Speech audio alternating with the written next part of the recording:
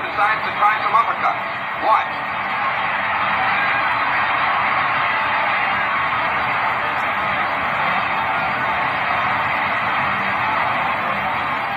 Roland's still plenty game. Will punch off the ropes and counter with his own right.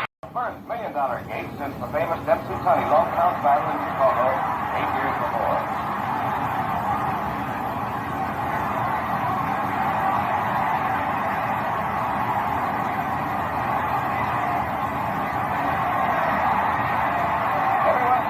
By the fury of Lewis's attack.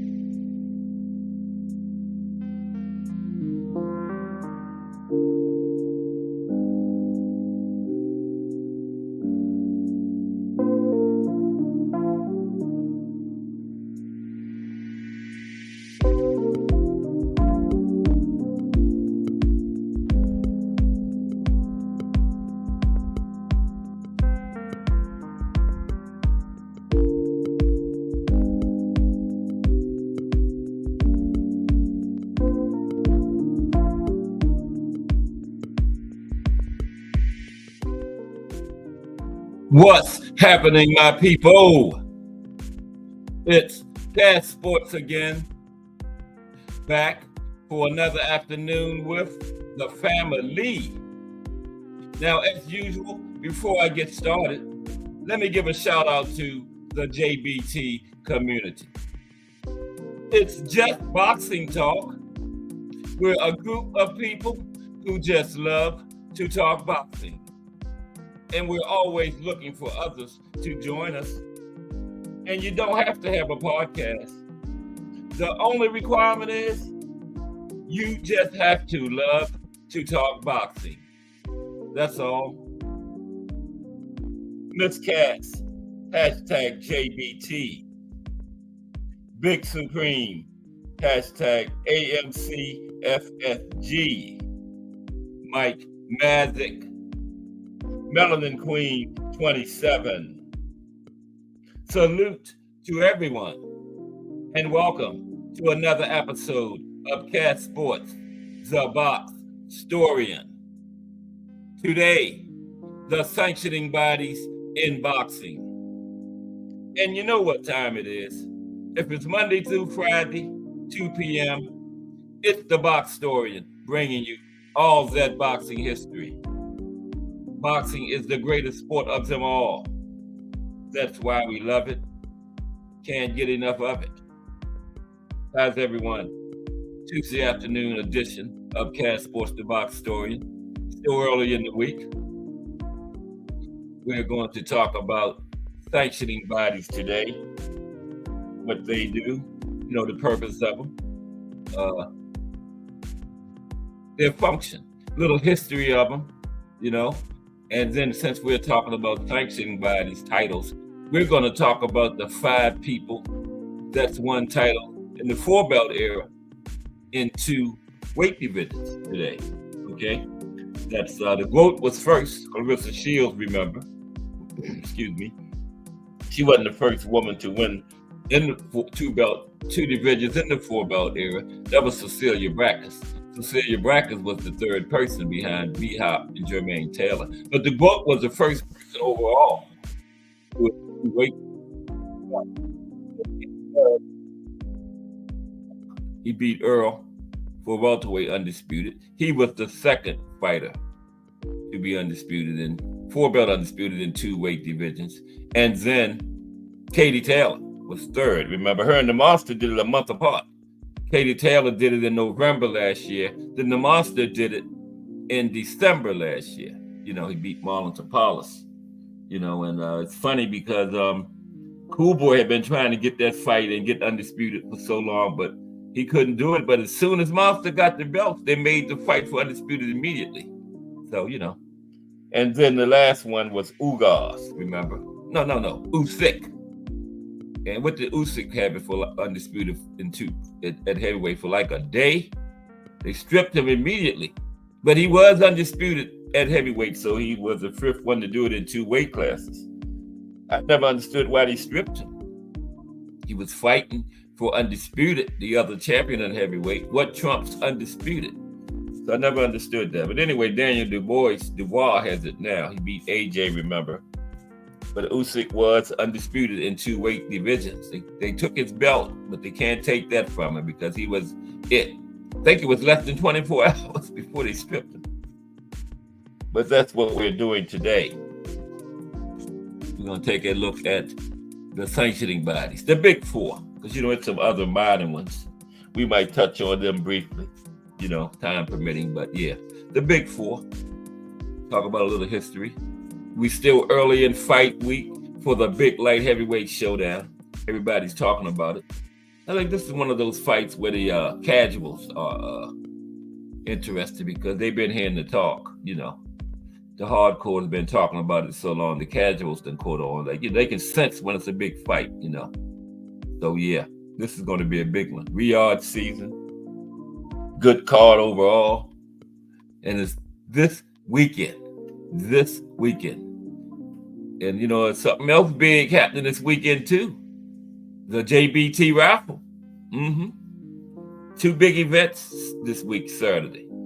The big light heavyweight showdown for the first ever 4-belt undisputed at 175 light heavyweight, and the big JBT raffle. Okay. And 3 amazing prizes. We're gonna look at it in a little while. And you got 4 days, 3 days, 3 full days. You got Wednesday, Thursday, and Friday, and part of Tuesday. You can still get them Saturday morning too. Because I think the drawing is going to be done. I don't know if it's during the fight, but I know it's Saturday. So you still have a little opportunity Saturday morning. But why wait till then? Get it today. Get your tickets today. Get the block of 25. You might win all 3 of those amazing prizes. But yeah, the JBT Network. We're in the beginning of another big week of talking boxing. Started off with Crush the Legend this morning. I got roped into a debate. I'm not a debater, but I got roped into a debate against BVO. Tommy Hearns against Floyd Mayweather. I got Tommy Hearns, so I'm gonna need y'all to come over and support me. Monday on BVO. Come over and support me while I'm cooking. Okay. I don't know what time. I'll let y'all know what time by the end of the week. Gotta have my supporters in there, you know, but I'm gonna cook him. I am going to cook him, you know. We was in Quest this morning talking about he was saying Larry Holmes wasn't legendary. Me and this other guy was saying he was, so he challenged both of us to a debate. The other guy had just debated yesterday, so yeah, I took it on. You know, the big thing about debates, delivery have a little bit to do with it, but the big thing about debate is having your facts straight. If you got your facts straight, you can't lose, right? And Tommy Hearns against Floyd, Tommy got like an 8-inch reach advantage on him, man. One of the best jabs and one of the best right hands in the business. And I can't give away my game plan, but I'm gonna say this much. And Floyd was undefeated in his era, but remember I did the show, Floyd was the first Floyd against the legends when he fought fighters from other eras. He had double-digit losses, okay? And if the Hitman was in Floyd's era, not only would he be 50, like Floyd, he'd be about 80, So yeah, that's Monday night. I'm gonna cook BVO Monday night. Need y'all to come over and watch it. Yeah. So yeah, we'll see what happens. But yeah, it'll be fun. Then they saying the winner's supposed to take on D3. I don't know about that. D3 can debate. I might just do one and retire. Yeah, but we'll see. Appreciate everybody for yeah, I'm a smash him. I'm a cook him up good, Melon and Queen. Big Dre, what's that? Yeah, I gotta get in touch with you too, Big Dre. We got till Monday to get that thing. And right, I've been real busy, man. I was supposed to call you this morning before I looked up. It was like 1 o'clock. I'm like, damn, I'll be going on in an hour. But yeah, I'm debating. I was telling him I'm debating BVO Monday. I'm gonna cook him good. You know, I done forgot more about boxing than he'll ever learn. You know, yeah, it'll be fun though. Yeah, BVO just, you know, he's just, you know, it's good for his channel and everything, you know. So yeah, that'll be good. But that's Monday. I'll let y'all know what time because I need y'all in there now. I think it might be 8 on his show, his regular time at 8. They didn't say, but I think so. Okay. D3, Crush the Legend will be judges. The ex just do to do it. Yeah. Some good non-biased judges. You got to have some good moderators with BVO's trolling ass. But you know, the thing about the delivery is a part of it, but the big thing about debates, like I said, is facts. As long as you got your facts, you can't lose, right? And yeah, how would Floyd beat the Hitman? You know, he'd give him up like 5 inches in height, 8 inches in reach. Every time he try to come inside, that jab gonna meet him, and when he come back out, he's gonna take that big right hand with him. And if the Hitman caught him like Shane caught him in that fight in the second round, it would have been over. Fight's over. Okay. And he can try that with Sugar Ray hurt Hearns. Sugar Ray hurt him in the 13th round. In Floyd's era, the fight ended the round to go in the 12th round. So I ain't gonna let all my secrets out. I got him already. But appreciate everybody for rocking with me today. Yeah, 8 p.m. Thank you, Melanie Queen. 8 p.m. Monday on BVO Boxing TV. They don't call me the Box Historian for nothing. I earned that name. I'm gonna prove it. You know. But yeah, this is the big week here. The big light heavyweight showdown. They're going for the first ever 4-belt undisputed. Because Michael Spinks was 2-belt undisputed at light heavyweight, but this will be the first. We never had a 4-belt yet. And the big JBT raffle. Big week for boxing, man. Yeah. And I think we got over 60 people in it now. And well, not 60 people, 60 entries, because some people got more than one. And one person can win all 3 of them, you know? If you got the block of 25, You're eligible for all three. Wouldn't it be something? Those three fantastic prizes go to one person. So if one person win all three, they can let me hold them. I ain't got to mail them the headphones right away. They can mess around with the iPad and use the air fryer to cook, and then I just hold the headphones for like a month or two. They won't need them right away if you win all three, right? So yeah, that'll be fire. Melanie Queen and Michael Gardner, they are woo-wee. I forgot how to track how many chances they got. But it's Saturday, October 12th. We're in the week of it. Yeah. Oh, tomorrow morning at 8 p.m., the JBT content creators are going to do a joint show at 8 in the hangout time frame. We all going to be on there, doing a big thing together to promote the raffle. And then also on the day of the raffle, Saturday, we are going to do a show together. So 2 joint shows with the JBT content creators this week too. Huge week for boxing, man. In the JBT especially. Yeah, we're going to do one tomorrow at 8 p.m. in the hangout time frame, and then Saturday. I don't know what time the one is Saturday yet, but you'll be hearing about it before the week's over. Yeah. Big Dre, if you win the headphones, the air fryer, and the iPad, you can let me hold them headphones for like a month or two, man. And then I'll get them to you. If you win all 3 of them, you won't miss the headphones for a little while. The headphones are heads, man. Yeah. And we're right up on it, though. You just got Wednesday, Thursday, Friday, part of Tuesday. Saturday morning, I don't know if the drawing is going to be during the fight, but you'll have all the information by the time this week is over. We'll all be having it. Melanie Queen will definitely let you know by the time Saturday gets here what time the drawing is actually going to be. Okay. So I'm small potatoes in here. The big wigs got to decide that, But yeah, tomorrow we'll be in there. I'm waiting for this big technological way they're going to do the drawing, because they said we're not going to do it, put the names in the hat the old-fashioned way. They got some kind of big technological way, spinning some kind of wheel or something. So I can't wait. I don't know nothing about that. I'm just going to be in there watching. Yeah. But I didn't want to cut all those names up and put them in a hat anyway, So we'll see. But what we do know for sure, anybody that don't get no ticket will just be a spectator. You got to play to win. You got to play to win. What's up, Big Supreme? Salute. How are you today? Yeah. What happened to Joe?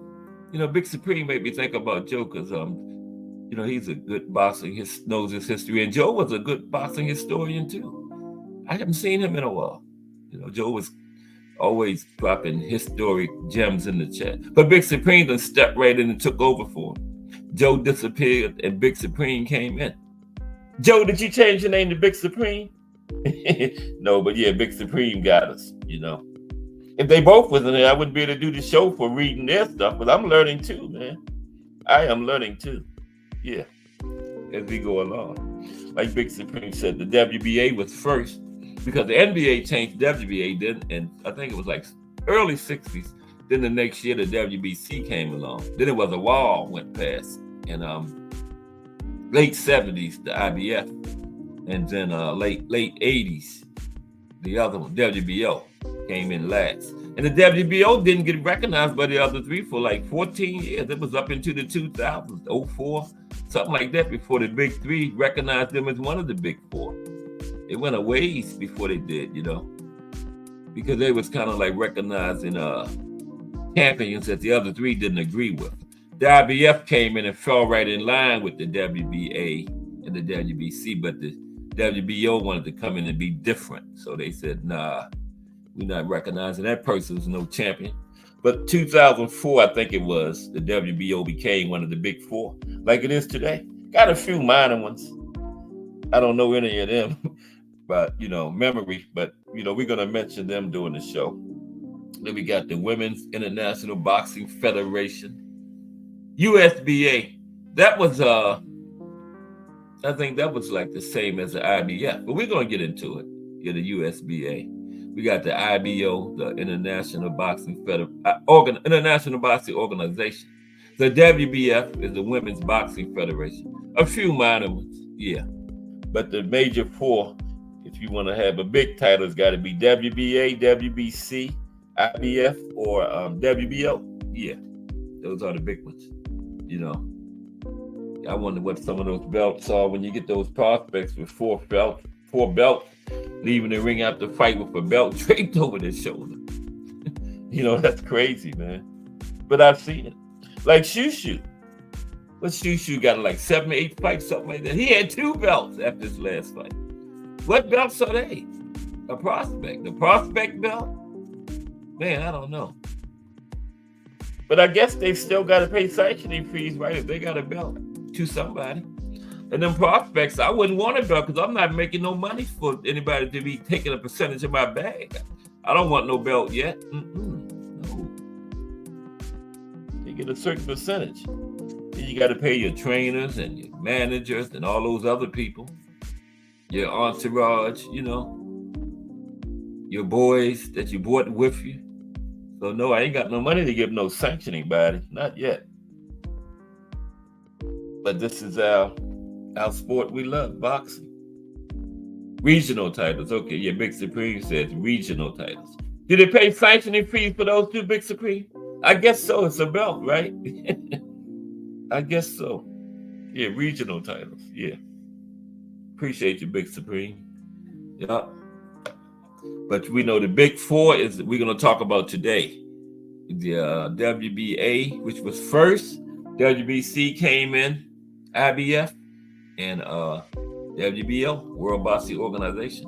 And I believe the IBF is based in the United States, I think in New Jersey. Yeah, that's the only one based in the United States. I know the WBC is in Mexico City, down there with Mauricio.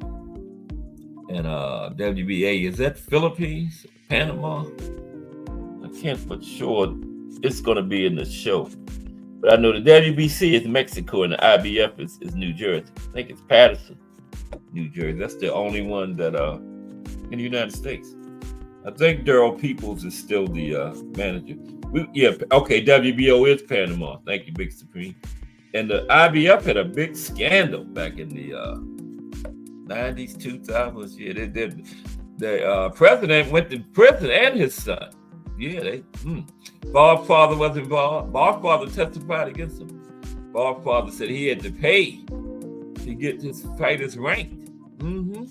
Bob's father snitched, man. Yeah. So if he did it then, he'll do it now. He just told on himself.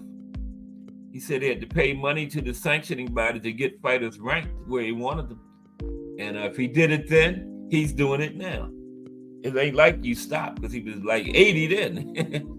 Damn, they're 100 now. So in the 20 years ago, he was 80 something. So he ain't changing. Yeah. Yeah, but regional titles. Yeah, Big Supreme said, yeah, those prospects had those regional titles. Yeah, the WBO is Puerto Rico. The WBA is Panama. Right. Okay. So yeah, that's me, right? That's technically United States. Puerto Rico, you know. Puerto Rico, I guess. But the IBF is United States. You know, New Jersey. But how is everyone doing today? Tuesday. It's still early in the week. Wow. Man, it ain't no 2:25 already. Wow. I started right like 2:01. You mean to tell me 25 minutes went past? Now let's look at our commercial because you only got a couple of days. Then we're going to get started. I'm thinking it's like 10 after 2:25. But I'm telling you, they done went up there in that space shuttle and the speed of the Earth up. You know, if the Earth turned fast, the time's going to go faster. And they don't know how to get it back right. I'm telling you. I'm not crazy. Miss Cass think I'm crazy too, but they had going in and out of the atmosphere. They the speed of the Earth up. That's the time is going past faster than normal, man. You ain't gonna tell me I've been on here no 25 minutes, man. I'm serious this time. I've been on here about 10 minutes, man. But let's look at this commercial, then get started with these sanctioning bodies. Because you got the rest of today, Wednesday, Thursday, Friday. You better not count on Saturday because the drawing is Saturday. I don't know what time, so don't count on getting your tickets Saturday because it might not be time. Get them today. The block of 25, okay? Because you won all 3 of those prizes. And I want one person to win all 3 so I can hold on to those headphones for a while. They'll have the iPad and the air fryer. They won't need the headphones right away because, these headphones I got is low, man. Especially Big Dre. When I know Big Dre don't mind if I hold on to them. Okay, let's check these prizes out and then get started. Okay. A raffle brought to you by the JBT. Our first item is a new 10th generation iPad with a liquid retina display which shows off beautiful color and has plenty of power for all your handheld computing needs. Great for work, play, or just movies on the go. How much is it to enter, you ask? Just $10. Or you can catch the deal with 3 entries for just $25.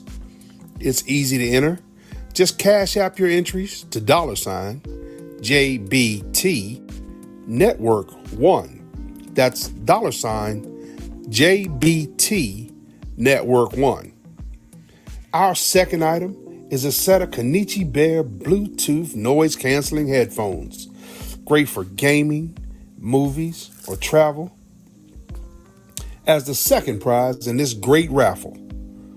Our third item is a Ninja brand air fryer. Great for all your air frying needs. Cooking healthy with the JBT. So send your entries via Cash App to JBT Network 1. That's JBT Network 1. $10 each or 3 for $25. Put raffle on the comment line and you are entered. You're in. That's all you got to do. Oh, yeah. And the rest of the week tomorrow, I got an idea from the chat. Tomorrow's show is brought to you by Big Supreme. It's going to be text for card. We're going to have a talk about text, one of the first big promoters of note. Now, it had to have been promoters before text because there were fights and somebody had to set them up. But text was the first big one of note that we know about, And he was a big promoter guy. He set up the first $1 million gate. Yeah, and that's going to be him tomorrow. Brought to you by Big Supreme. And then Thursday, it's boxing in the States. It's Maine.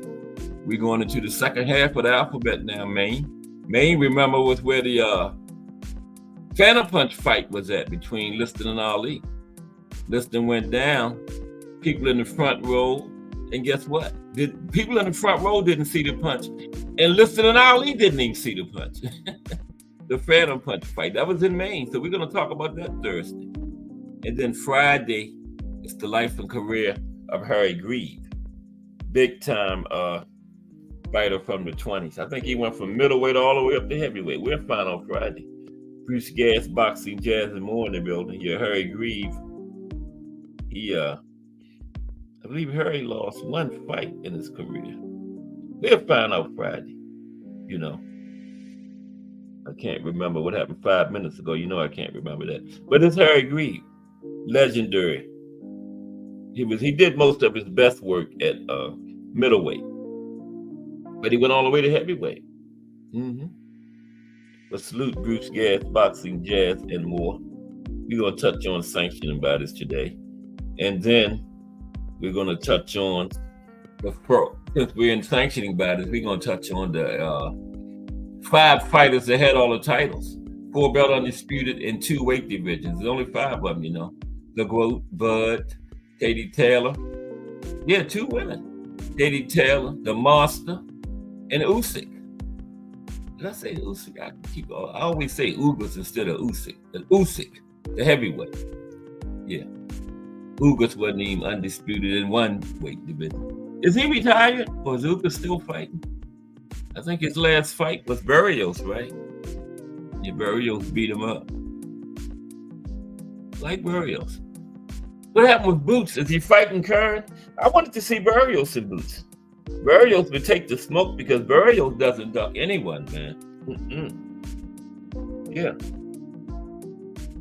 Grab. Harry Grab. Okay. The A is long. Thank you, Bruce Gas. Harry Grab, not Grieve. It's the A is long. He's the profile. Friday. I was going to say tomorrow. Friday. The life and career of Harry Grab. Okay. One of those legendary fighters from way back in the day. That's one of my favorite eras, the 20s, 30s, 40s. I like around in that time frame. Yeah. But let's get ready to start. Let's go with today's show. I'm the dog. I don't know what's wrong with this lamp. I got a new lamp. Remember Friday I broke the other one. I got a new one. It's kind of dark. I don't know what it is. Oh, yeah, you got to turn it. You know how you turn it the extra time? It's dim, then you turn it again, it gets lighter. Yeah. Oh, there we go. I turned it that second time, it got real light. Yeah. I don't know nothing about technology. They've been had that back in the day, though, but you know. Anyway, it's lighter now. But let's go with today's show. And I figured that out all on my own. Okay. Grab was a beast. Yes, he was Big Supreme. Yeah, we're going to touch on him Friday. He was a beast, man. They call him, you know, top 5 middleweight all time. You know. Did I have him against Hagler when I did that? The Hagler against the Legends? I think I did. Yeah. That would have been a good fight. Harry Grab and Marvin Hagler, yeah. Grab was like that, man. Now, he was before those murderers roll, and you know how they was ducked? If Grab would have been in that area, he would have fought all of them. He wouldn't have ducked anybody, man. Yeah, he would have fought them. You know, the murderers roll in the 40s, everybody was ducking them, not Harry Grab. He would have been in there with them, but he was a little before them. Yeah, he had went out. He might have went into the early 30s, but by the 40s, he was definitely out of there. But let's go. The sanctioning bodies in boxing. Wait a minute. Yeah, the sanctioning bodies in boxing. I got all my notes. The sanctioning bodies in bodies. It's boxing. Sanctioning bodies in boxing. I didn't put that on the title, did it? The sanctioning bodies in bodies. No. Yeah. I was like, what? The sanctioning bodies in bodies. Sanctioning bodies in boxing.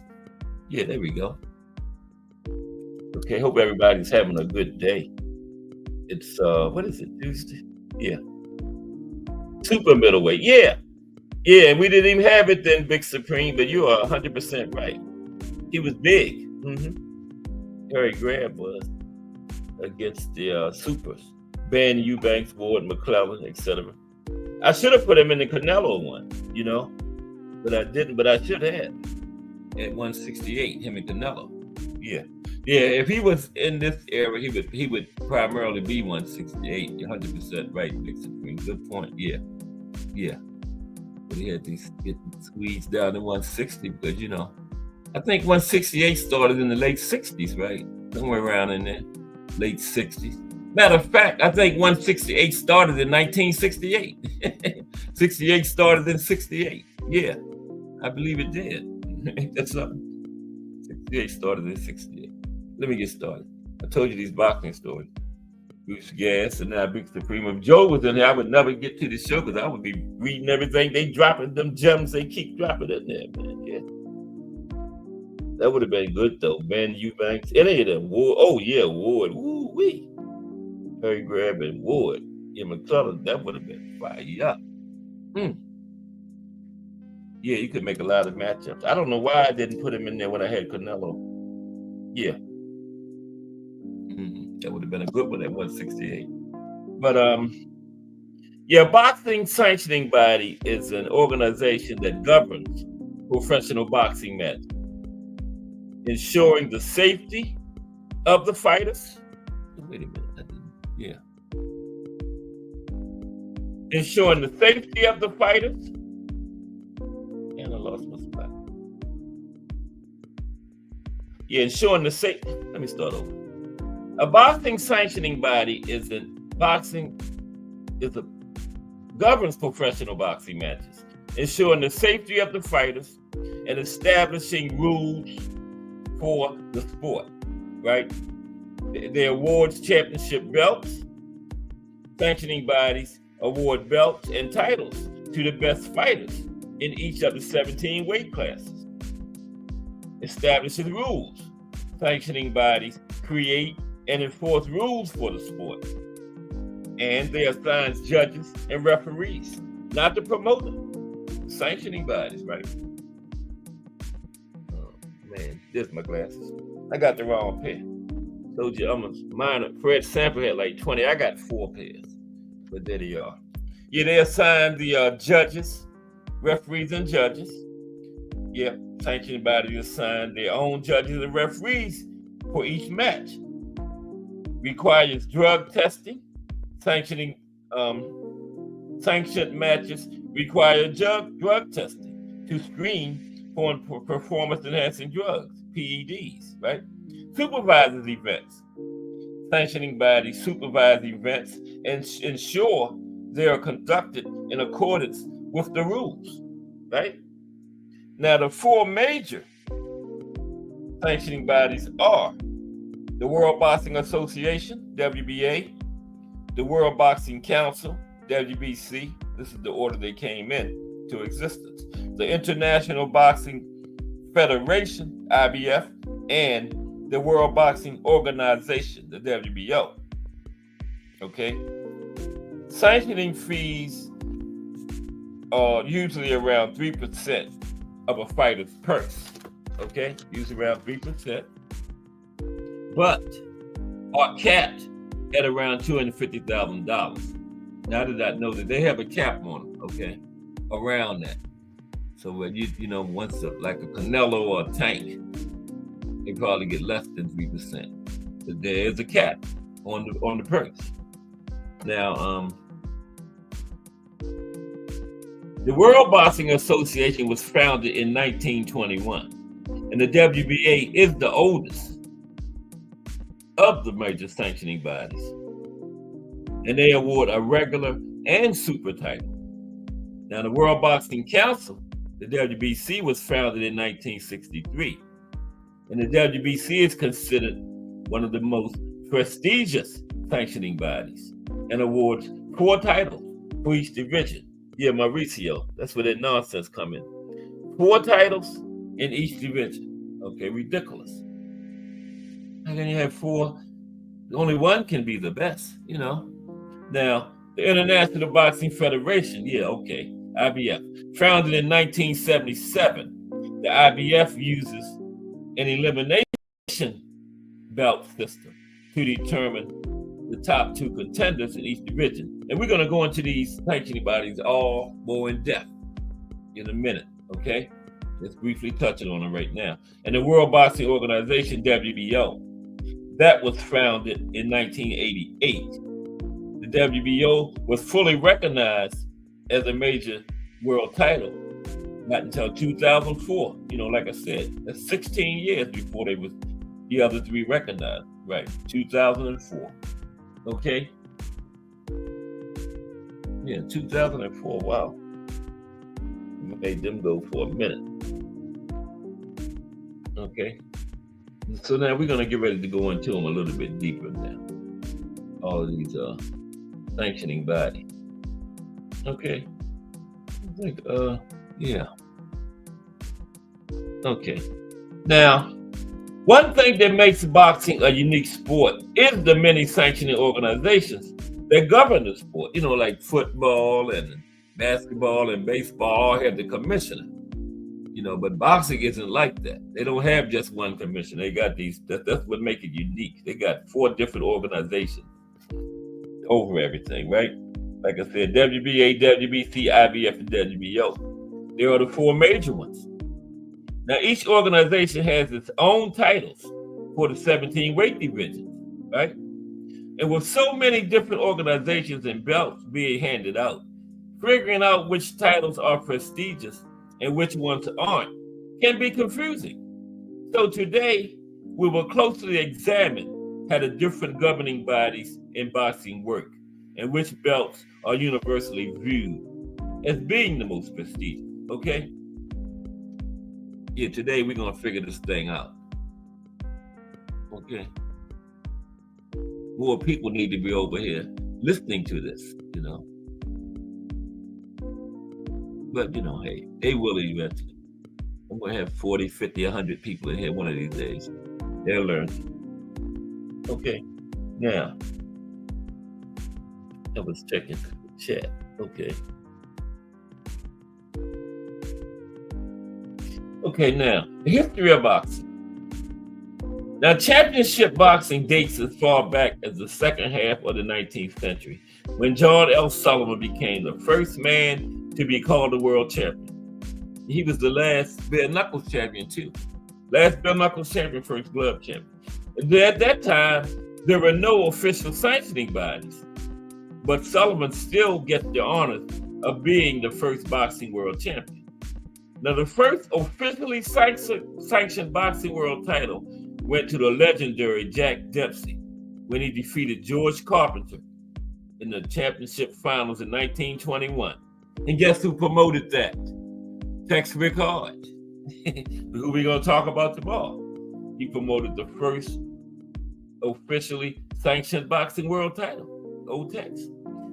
And the National Boxing Association, NBA, organized the event, which was the first sanctioned world title fight in professional boxing, 1921. And the NBA was the National Boxing Federation in the United States at the time. But the organization eventually changed its name to the World Boxing Association in 1962 and became one of the four major sanctioning bodies governing the sport. And it went to the World Boxing Association because by 1962, boxing was becoming so international, you know. It went from the national boxing to the World Boxing Association. Now, before the NBA was founded, a magazine called the Police Gazette maintained a list of world champions. Ironically, the magazine wasn't even a boxing magazine, yet it filled the role for the sport. And today's version of the Police Gazette would be the Ring magazine, okay? Now, the WBA's first rival emerged a year after the NBA was rebranded as the WBA, and it was the World Boxing Council, founded in Mexico City, to create a unified regulatory system for international professional boxing fights, okay? And infighting within the WBA led to the formation of the United States Boxing Association in 1976. The USBA was founded by the American branch of the organization that wanted to legitimize U.S. boxing separately, right? And the international branch of the USBA was started in 1983 and renamed the International Boxing Federation a year later, the IBF. This became the third organization to serve as a major sanctioning body in boxing. And the fourth significant sanctioning body in boxing is the World Boxing Organization, WBO, okay, which was founded in 1988 in Puerto Rico, right? Yeah, like Big Supreme told us, Puerto Rico, right? It took a while for the WBO to get international recognition. The Japanese Boxing Commission helped to legitimize the organization in 2012. Now, while separate entities, the four major sanctioning bodies in boxing are unified regarding most things. They all award belts and titles for the best fighters in the 17 weight classes used in boxing, and they all formally recognize each other, okay? But there are some differences in how titles are awarded.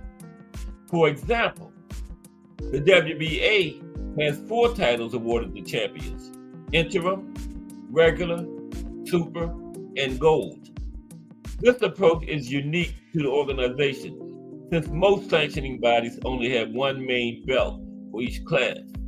Now, despite their differences, the four organizations that sanction boxing matches work together to give boxing fans the best fights possible. Now, a fighter becomes an undisputed world champion when they claim all four belts from the major sanctioning bodies, okay? Yeah, I think I said WBC had the four, but I meant WBA. Sorry, yeah, WBA, okay? Now, understanding how the sanctioning bodies in boxing work, okay? You know, people better get over here and start getting this boxing history, man, so they can realize what they're looking at. Instead of, spitting out all those wrong facts and everything, come get you. Anything you involved in, knowing any aspect of life, knowing the history makes it so much better when you're talking about it.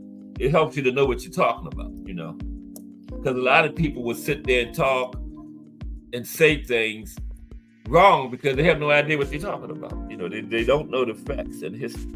So that helps. BN Boxing News in the building. Salute BN Boxing News. That's another another one of our fire channels. BN Boxing News. Salute. We are talking about the sanctioning bodies today. I did them before, but this is a more in-depth history on them. And then after the sanctioning bodies, we're going to talk about the five fighters that's undisputed in the four-belt era. In two divisions, there's five of them, remember. The GOAT, Bud, Katie Taylor, the Monster, and Usyk. Now, understanding how the sanctioning bodies in boxing work, okay? Understanding how they work. The primary function of a sanctioning body is to manage rankings for the different divisions they cover. Championship belts are awarded to the champion of each weight class, and these belts change hands whenever a champion loses. Champions are sometimes stripped of their belts for issues like not taking on mandatory challenges, right? Now world titles sanctioned by the four major organizations in boxing are the most prestigious belts, but smaller sanctioning bodies award lesser regional titles, okay? Some of these smaller sanctioning bodies, like the International Boxing Organization, the IBO, even have their own world titles, which are not as prestigious as those from the major organizations. Now let's take a more detailed look at the main organizations that govern the sport of boxing. We're going to go in order. Like the WBA was first. Let's look at the WBA first, okay? Yeah, WBA, WBC, IBF, WBO. We're going to take a look at the WBA first. World Boxing Association, WBA, okay? Just Do Boxing. What's up, Just Do in the building? Coming up at 4 p.m. Salute Just Do Boxing. Talking about these sanctioning bodies today, bro. How they work. We're going to take a detailed look at each one of them now, starting with the WBA, because they were the first one to come into existence. Yeah. They were the NBA, National Boxing Association. But by the 60s, boxing was starting to become so international that they went from the National Boxing Association to the World Boxing Association. And we're going to cover each one, how they came in and everything. But World Boxing Association is first. Okay, here we go. Now, the World Boxing Association is the oldest major sanctioning body in boxing, founded in 1921 as the National Boxing Association. The WBA awards 4 championships for each division: an interim champion, a regular champion, a super champion, and a gold champion, right? Now, what are these 4 champions? Okay, a regular champion becomes a WBA super champion when they capture a WBO, WBC, or IBF title, okay? They go from regular to super when they get one of the other 3 major sanctioning body belts. Follow me? Okay? Now, they are awarded the super title while the regular title is vacated for 2 contenders to fight for, right? Now, the WBA's belt system isn't popular with fans, as many fans feel it waters down what it means to be a champion. I'm in that camp. I'm included in that camp, for sure. Now, the interim title is only used when the champion can't defend their title for whatever reason. While there are no clear rules regarding how a boxer becomes a gold champion, okay, there are no clear rules how a boxer becomes a gold champion. But the interim is when a champion goes to interim when, for whatever reason, they can't defend their title, okay? Now, the WBA uses an elimination system to determine who the mandatory challengers are. The top two rankings of each division are left blank, and top contenders had to take part in elimination fights to earn either spot. And they don't follow their own rules.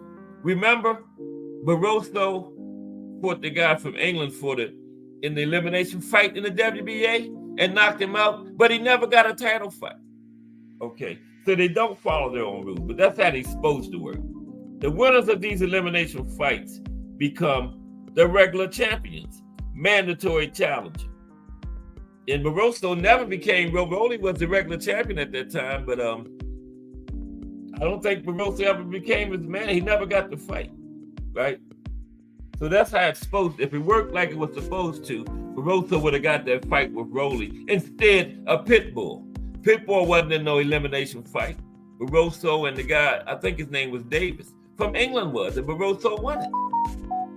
So going by these rules, how in the world did Pitbull get the fight? Now, the WBA organized its first fight in 1921. The organization worked more like a boxing commission, publishing a list of top challengers and sanctioning title fights. There were no purse bids or sanctioning fees back then, and the organization did not appoint its own official for title fights. The World Boxing Association has had its share of corruption scandals over the years. This is what I was talking about. In 1981, a boxing judge accused the organization of influencing judges to give their champions more favorable scores. That goes on now.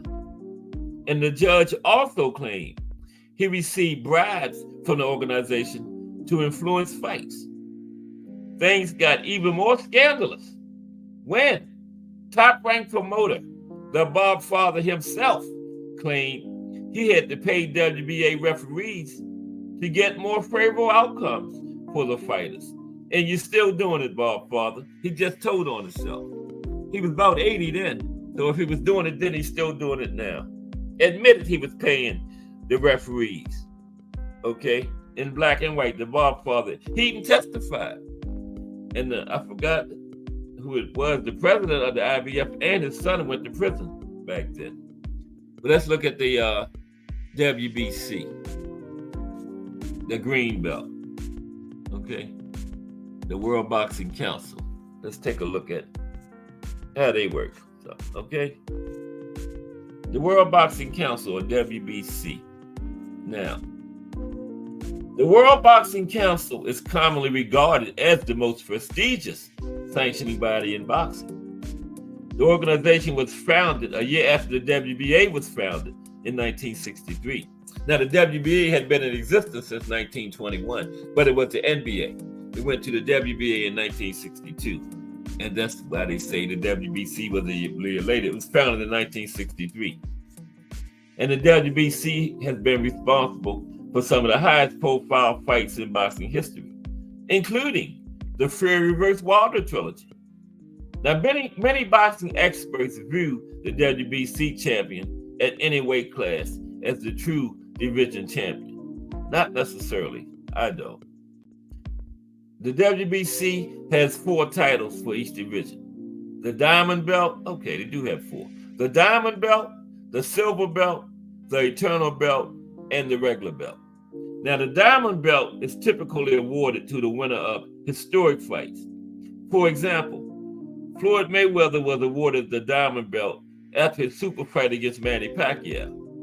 Mayweather also received an emerald belt valued at over $1 million from the WBC. Now, the eternal belt is given to world champions who retired undefeated or fighters who never lost during title fights, okay? The WBC created a one-time Supreme belt for Floyd Mayweather to recognize him as the best fighter of his generation, okay? Now, WBC champions are expected to defend their belt at least once yearly, but they can avoid this by paying a step-aside fee, okay? And a step-aside fee causes a bunch of nonsense, I think, Yeah. Now, the World Boxing Council was the first sanctioning body to reduce boxing matches from 15 to 12 rounds. We talked about this yesterday. The decision came after the death of Duke Koop Kim, after his exhausting 14 rounds with Ray Boom Boom Mancini. The other sanctioning bodies immediately followed suit, and professional boxing matches have been limited to 12 rounds ever since. Now, some of the big name champions that have held WBC titles include Muhammad Ali, Canelo Alvarez, Roberto Duran, Floyd Mayweather, Bernard Hopkins, Hector Camacho, Manny Pacquiao, Eric Morales, Thomas Hearns, and Vitaly Klitschko. Now, like the other sanctioning bodies, the WBC has had its share of controversies. Like, now listen to this one, like when Roy Jones Jr. relinquished his belt and later changed his mind. And he changed his mind after Graziano Racchigiani had already fought and won the belt, right? Yet, the WBC broke many of its own rules and reinstated Jones as champion, simply because he was the more prominent in name. But Graziano sued the WBC over their decision to reinstate Jones, and a judge awarded him $30 million. And that's more than he made in his whole career. So he probably thanked the WBC for making that corrupt move. What's up, Al Booger? Yeah, remember that? I know Bruce Cass remembered. Roy Jones vacated the belt, then changed his mind and wanted it back. Meanwhile, Racchigiano had fought and won the vacated belt, but the WBC took it from him and gave it back to Roy Jones. What kind of shit is that? But Racchigiano sued him and got $30 million. And he was making nowhere near that in fights, so he probably thanked him. Some other fighters was probably like, do me like that. Yeah, but that was just bad business, man. Roy vacated it. Then you had the fight and the man won. The other guy, Racchigiani, won it. Then Roy changed his mind. They're going to strip Racchigiani and give it back to Roy. Come on, man. That's ridiculous. That's Mauricio's nonsense. But the next one was the World Boxing Organization, okay? The World Boxing Organization. There they are. 3 o'clock. That seemed like 10 minutes. Today is going by fast. The WBO. There they go. Now, the World Boxing Organization is the youngest. Oh, I got out of order. IBF was next, but I started there. How did I do that? The World Boxing Organization is the youngest of the 4 major sanctioning bodies. It was founded in 1988, but wasn't recognized as a significant title until 2004, 16 years later, when the WBC gave the organization its stamp of approval. And Mauricio's father was running it then. He was just as bad as Mauricio. Okay, put that on the record. He wasn't no better. He was the one that did that nonsense with Roy Jones. The man ain't gonna vacate the belt. The other guy wins it. Roy changed his mind. You're gonna strip the other guy and give it back because of his name. Come on, man. That's just the case with the WBC. WBO champions are expected to defend their belts at least once per year. They can be forced to vacate their title if they fail to meet this standard.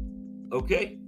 Now, the WBO started arranging international boxing matches shortly after it was founded, but they struggled to gain credibility in the United States.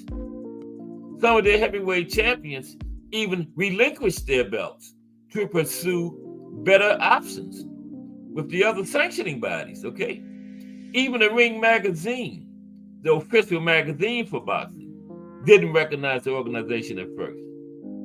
But the WBO did enjoy some success in the lighter divisions early on, as they managed to get an impressive list of champions like Nassim Hamed, Johnny Tapia, and Chris Eubanks. Other notable boxers who competed in WBO fights included Vladimir Klitschko, Oscar De La Hoya, and Marco Antonio Barrera. And the WBO found recognition quicker in Europe, where they were immediately given the same recognition as the WBA, WBC, and IBF. Many in the boxing community still view the WBA as the least of the major sanctioning bodies, but then their titles are now recognized worldwide. I mean WBO, excuse me. Some places still, view them less than the other three. Okay. Now, I had got out of this was supposed to have been before the WBO. International Boxing Organization was third. I even jumped over the daggone picture. Yeah.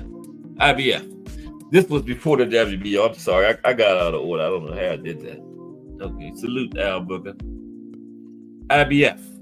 Okay. The International Boxing Federation is the second youngest organization, older than the WBO. Okay. It was founded in 1977. Now, it started as a regional sanctioning body that worked with the United States Boxing Association, USBA. But it eventually gained significant recognition in 1983. Okay? Now, like the WBA, the IBF uses an elimination fight system to determine the number 1 and number 2 contenders in each division. And they don't follow their own rules, just like the WBA, like they did Barroso, remember? Yeah, Barroso. The other day I was talking about Barroso. I said Barrios. When I was saying Barroso, who went to Japan and fought Andy Hiriaka with a 92% knockout rate. They set him up because he was dangerous at 140 and they didn't want him to be champion. I said Barrios, but I meant Barroso, okay? Now, the WBA recognizes this champ, sets up this champion similar to WBA, the IBF does, with an elimination fight system, right? To determine number 1 and number 2 contenders in each division. Now, a fighter who wins the top or second spot automatically becomes a mandatory challenger for the champion. Now, Barroso might have became Rolly's mandatory challenger in the WBA at that time, but he damn sure didn't get no title fight. Pitbull got it, remember? But Barroso won the title eliminated. That was just crazy. I'm still upset about how they did Big Head Barroso, man. That was just wrong. Then they sent the man to Japan to fight a killer with a 92% knockout rate and he got stopped. They think they're rid of him, but the old guy might fight his way back. No, they ain't gonna let him back in. They're not gonna let him back in because he's dangerous. Rolly damn still couldn't beat him. Now the IBF quickly earned recognition as one of the top sanctioning bodies in boxing, but its reputation took a massive hit in 1999. That's when its founder, Robert W. Lee, was accused of taking bribes, racketeering, money laundering, and tax evasion. And these charges against the IBF were a massive blow to their credibility. Some even feel their recognition as a major sanctioning body was bought, not earned. And the Bob father was right in the middle of it. I told you, he testified that he paid judges for a positive scoring for his fighters. And if he was doing it in 1999, he's doing it now. Okay? Just look at Maxie Hughes and George Kambosos. Bob father paid for that decision. And these charges against the IBF were a massive blow to their credibility, right? Some even feel their recognition as a major sanctioning body was bought, not earned. Now, one positive thing about the International Boxing Federation that they only have one belt for the division. They are also the only major sanctioning body that strips champions who refuse to defend their belt. And I still don't know why they stripped Usyk, man. He was fighting for Undisputed. That was just crazy. But they did strip Canelo. They say they're the only ones that will do it. Okay? Now, here's a few smaller sanctioning bodies. Okay, few smaller ones. Like that's the International Women's Boxing Federation there, that picture there. Then we got the American Boxing Organization, the ABOUR. We got the World Boxing Society, the WBS. We got the Japanese Pro Boxing Association, the JPBA. And we got the IBU, International Boxing Union. Okay? And then we got some, let's look at these different types of boxing champions. Okay? Let's look at these different types of boxing champions. Well, let's see. Let's do this first. Because let's look at the raffle one more time, because it's tomorrow, man. And everybody needs to go ahead and get in this thing. Look at that right quick. Okay, then we're going to jump back into this. Is a new 10th generation iPad. Check it out. With a liquid retina display which shows off beautiful color and has plenty of power for all your handheld computing needs. Great for work, play, or just movies on the go. How much is it to enter, you ask? Just $10. Or you can catch the deal with 3 entries for just $25. It's easy to enter. Just cash app your entries to $JBT Network 1. That's $JBT Network 1. Our second item is a set of Kenichi Bear Bluetooth noise canceling headphones. Yeah, that's what I Great want. for gaming, movies, or travel. As the second prize in this great raffle, our third item is a Ninja brand air fryer. Great for all your air frying needs. Cooking healthy with the JBT. So send your entries via Cash App to JBT Network 1. That's JBT Network 1. $10 each or 3 for $25. Put raffle on the comment line and you are entered. Okay, let's go back to the show. Okay. Now, different types. JBT. Oh, wait a minute. Different types of boxing champions. Unified, all that kind of stuff. That's what we're talking about. Okay. Now, with 4 major sanctioning bodies regulating boxing, figuring out who the real champion of any given division can be complicated. So a champion ranking system was developed to separate the best of the best from everyone else. Okay? Now, some of the different titles used to describe champions based on their accomplishments inside the ring include the lineal champion. Okay? The term lineal champion is often used to refer to the boxer who beats an undisputed champion. It is otherwise known as the man who beats the man. The expression goes as far back as the 1800s. A modern example of a lineal champion would be Tyson Fury after he beat Vladimir Klitschko to win the IBF, WBO, and WBA super titles. Now, Fury gave up his belt due to personal issues, but since he beat Klitschko and never lost his titles inside the ring, that made him a lineal champion. Okay? Now, the 4 versions of lineal boxing champions are boxing scene lineal champion, the ring lineal champion, formerly the biggest lineal title, the Transnational Boxing Rankings Board lineal champion, the current biggest lineal title, the Cyber Boxing Zone lineal champion. Tyson Fury, he was the Transnational Boxing Rankings Board lineal champion, okay? Okay, then we have unified champions. Unified champions. Oh. Damn, what's going on with the lights, man? Okay, unified champion. A unified champion in boxing is a fighter who holds titles with 2 or more of the major sanctioning bodies, okay? in the division, right? At least 2. Once he gets that 4, he's undisputed champion. An undisputed champion is a boxer who holds all 4 belts from the major sanctioning bodies, in a division, right? Now, some of the undisputed champions in the modern era include Terrence Crawford, Alexander Usyk, and Saul Canelo Alvarez. And now, since we talked about undisputed champions, we're going to talk about the 5 undisputed champions in the 4-belt era in 2 different weight divisions, in the order that they got them.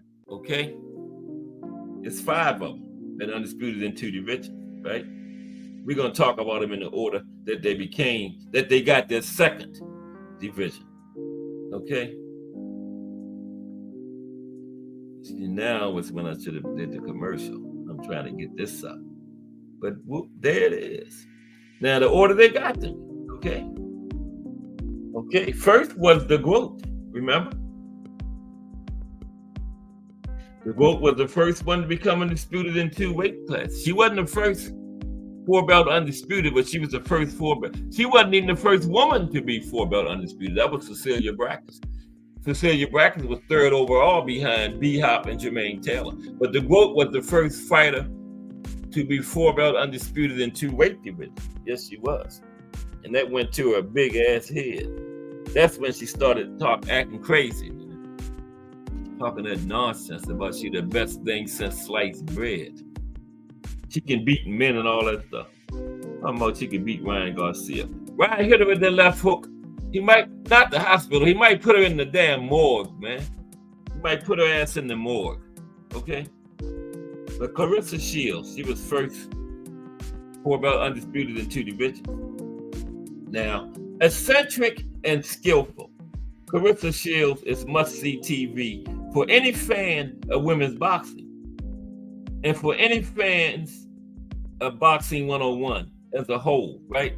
In just 14 professional fights, Shields has conquered both the super welterweight division and the middleweight division without hardly losing a round. Okay, not a fight, a round. Okay? And it's quite possibly the pound for pound greatest female fighter on the planet. I said quite possibly. I didn't say she was now. Now, she became undisputed at 154 pounds with a win over Marie Dicaire in March 2021. But her abilities were truly shown when she traveled across the pond and outpointed Savannah Marshall 18 months later, becoming the undisputed middleweight champion. Okay? In the process, and the first to do so in 2 divisions in the 4-belt era. He was first.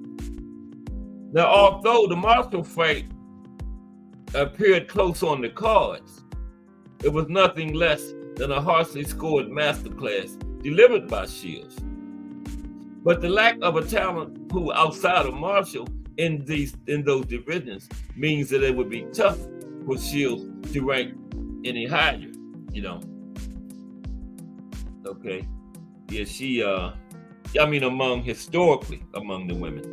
Because she's fighting at a time that's weak, man. That's weak. She's fighting at a very weak period in boxing. Now, next was Bud, right? Yeah, Bud was next. Okay. Let me get my main man Bud up here. Yeah, Bud was next. Yes, he was. There's Bud. Ain't that Bud? Yeah. Bud was number 2 to be undisputed in 2 weight divisions in the 4-belt era. Bear with me for a minute. I don't know what's going on.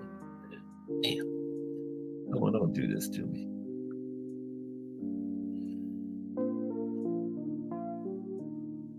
Okay.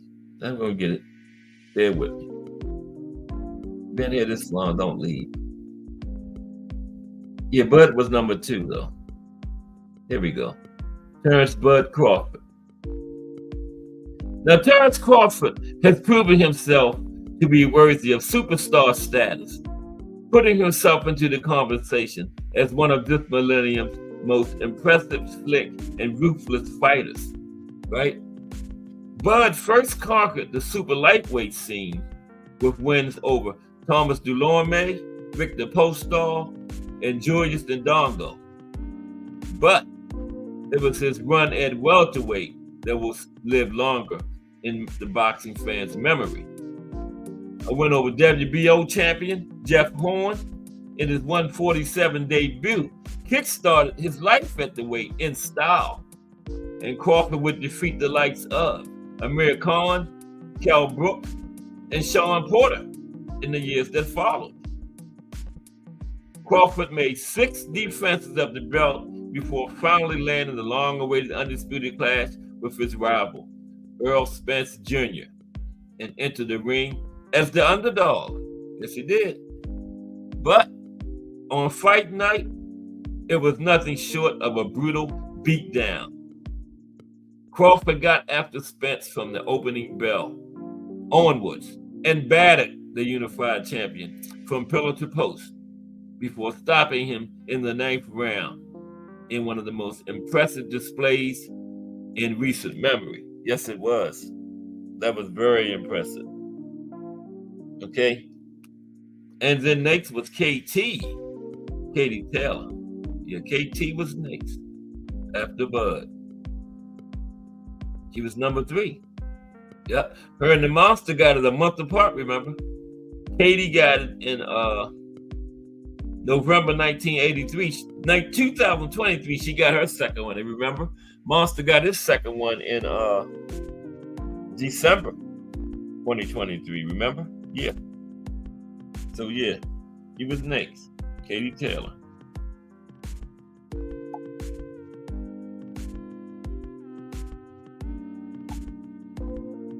Okay. Oh, here we go. I had to get the phone back, right? Yeah. You follow me out, Booker? Yeah, her comp is trash. That is so true. Now, Katie Taylor, she was number 3 to be 2-division undisputed in the 4-belt era. Yes, she was. The 3rd one. If the question was which of these fighters has done the most for the sport, Katie Taylor would be top of the list by an extremely wide margin, taking the women's scene to previously unimaginable heights and becoming a household name in the process. Yes, she won gold in the first women in the Olympics, 2012. They had women in 1904, but it was just like a, oh shit. I deleted somebody's message. I'm sorry. Who did I message that? Oh man, I am so sorry. Who was it? Damn, Al Booker. Man, I didn't mean to do that, Al Booker. I'm sorry. My big hands. Let me put that phone over there where it was at. Damn. Yeah, Al Booker said, true that. That's the only knock. Her career is trash. God damn, I hope I didn't block you, Al Booker. Shit. No, I don't think so. Sorry, Al Booker. I didn't mean to delete you, man. I was reading it and my hand hit it. Remember, I was just reading it? Damn. I'm going to get fired for sure. I hope Miss Cass didn't see that. This might be my last day on here. If she saw me delete Al Booker's message, so let me make this good. Yeah, Katie Taylor, yeah, she won the Olympic gold in 2012. That was the first Olympics they had women in. It's like for a sample of something in 04, women and men. 1904, and they kept men. Women didn't return until over 100 years later in 2012. Katie won gold in that one. And she lived up to her extraordinary amateur pedigree and continued to find success as a professional. Al Booker, say something. I want to see. I didn't. Okay, I didn't hide you. At least I didn't hide you. Good. Okay. Damn. Yeah. Bad enough I deleted your message. That was a good point, too, that you made about the knock on the vote, her comp. I was reading it and my big hand hit it. My hand's almost big as Sonny Liston. No, they ain't that big. But yeah, You know, she lived up to her extraordinary amateur pedigree and continued her success as a professional. She beat Delphine Persoon in 2019 to become the undisputed lightweight champion. Now, I thought Delphine beat her, man. Very close, good fight. I thought Delphine Persoon won that one. Yeah, but you know, Katie Taylor, it ain't close. She was getting it, you know, because she was the name. And, you know, who would the most money come from? Women's boxing was becoming the most popular it's ever been. They didn't want to make no Delphine Persoon no undisputed when they could cheat and give it to Katie Taylor. So, yeah, Delphine got robbed. But that's when Katie got her first one, 2019. She beat Delphine Persoon at lightweight. Unlike others on this list, Katie was able to defend her titles on numerous occasions, making a total of 7 defenses, right, of the often easily fragmented undisputed crown, including a modern-day classic against Amanda Serrano. That was a real good fight, that one, up in the Garden, yeah. And Katie then moved up to super lightweight in pursuit of Chantel Cameron's undisputed super lightweight throne. But she lost her first career defeat when Chantel beat her last May. 6 months later, in November, Katie was able to get a revenge on Cameron and become a multi-divisional undisputed champion, although the scoring up to the affair was deemed controversial by many. And you know, that had trilogy written all over it, right? Her and Chantel Cameron was each other's only loss. Both of those fights were majority decisions. One judge had both of them a draw. That had trilogy. They needed to get that rubber match in there on that one, man. Each other's only loss, 2 majority decisions, and then they just left it at that. Back in the day, they would never leave a series like that, man. That had trilogy written all over it there. Yeah, they should have had that trilogy. They still can, but you know, it should have been, the third fight should have been right after the second one. You know, should have been each other's next fight, but they both went in different directions. That's crazy, man. You know, each other's only loss, both were undisputed. One judge had each fight a draw. Come on, man. Majority decision, you know, 2 of them, both of them went on 2 cards. One judge had a draw for both of their wins. You know, it's just crazy how they didn't have that third fight, but they still haven't had it. And then, of course, the Monster was next, right? The Monster was 1 month after KT, in December last year. And it's crazy because Cool Boy had been trying to get their fight with Topalis for a long time to go for undisputed. They wouldn't do it. But the minute Monster got it, here they go, undisputed. So I don't know what's up with that, man. Yeah. They wouldn't let Cool Boy go for it, but as soon as Monster got it, yeah, come on. Get this second undisputed, Monster, you know. Now, they owe you anyway, but he's a bad man, though, anyway. You know, you can't take nothing from Monster. It ain't his fault. The politics is like it is, you know. Now, it feels like a cardinal sin.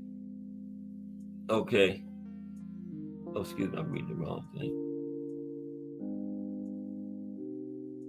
Yeah, one thing about the Monster, the resume, kind of like Clarissa. You know, not all that. You know, when he was coming through those lower weight classes, he really wasn't fighting anybody. He came right through there when Chocolatito, what's his name? Francisco was down there. Didn't fight neither one of them. Moved on, you know. And still a bad man. Anyways, toughest clash came with the legendary Nonito Donaire back in November 2019, who he dismissed with a second-round knockout win after the first fight. 2.5 years later after the first fight. That was a tough fight. I think Donaire broke his own bone, right? Yeah. But he dusted him off in that second one. What's up? Let's talk fashion. We are talking about talked about sanctioning bodies, and now we're talking about undisputed 4-belt undisputed champions in 2 weight divisions. We're up to it was 5 of them. We're up to the 4th one. Monster did it 4th. We had Clarissa Shields was first, then Bud, then Katie Taylor, now Monster. And I was just saying, Monsters, and his resume wasn't all that when he was coming to them lower class. He didn't fight Chocolatito or Estrada, but him and Chocolatito was in talks. I don't know what happened to that fight. They never got it.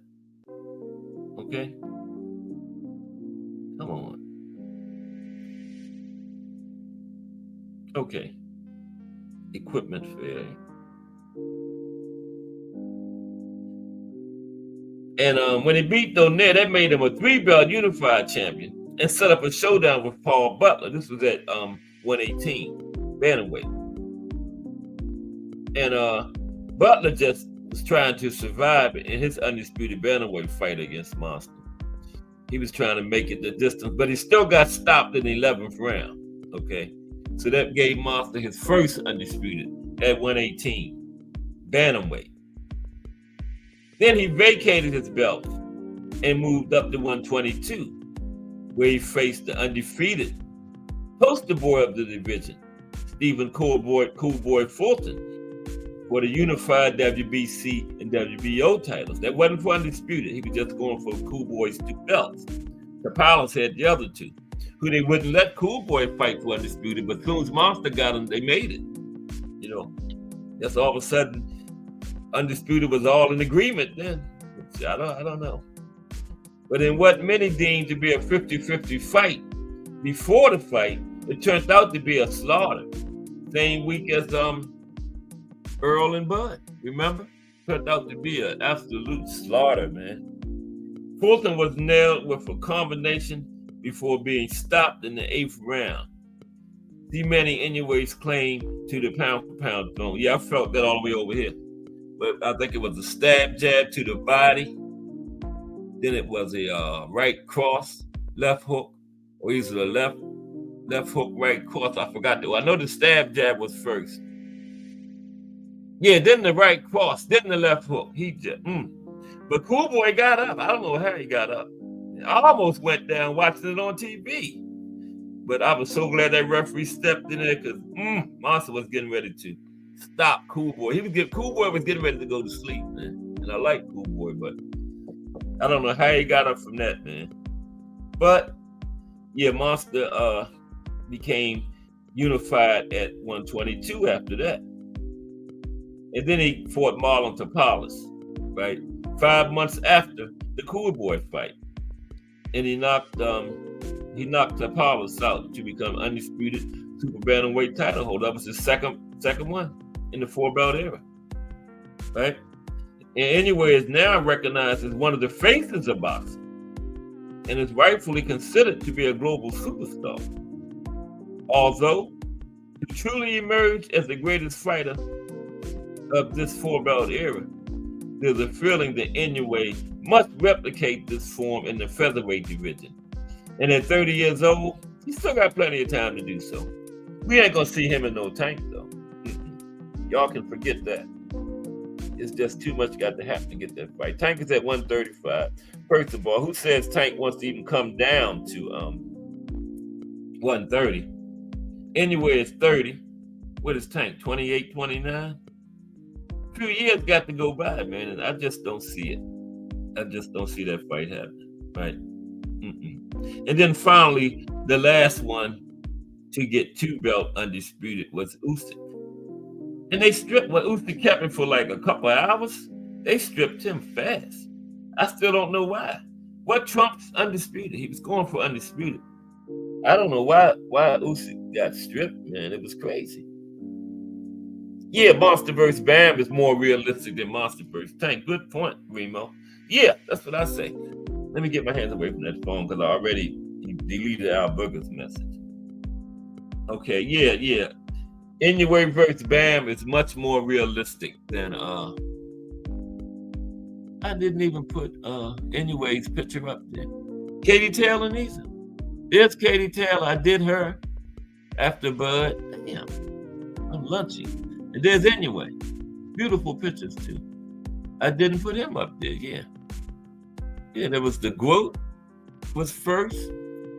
Bud was next to be and 2 weight classes, 4 but undisputed. Then Katie Taylor, and then it was the Monster. I'm sorry, I didn't put them beautiful pictures up there, man. But last was Usyk. You can get him. Usyk, yeah. Oh, wait a minute. Yeah, last was Usyk. I had it up there. Here he is. Usyk was fifth to be.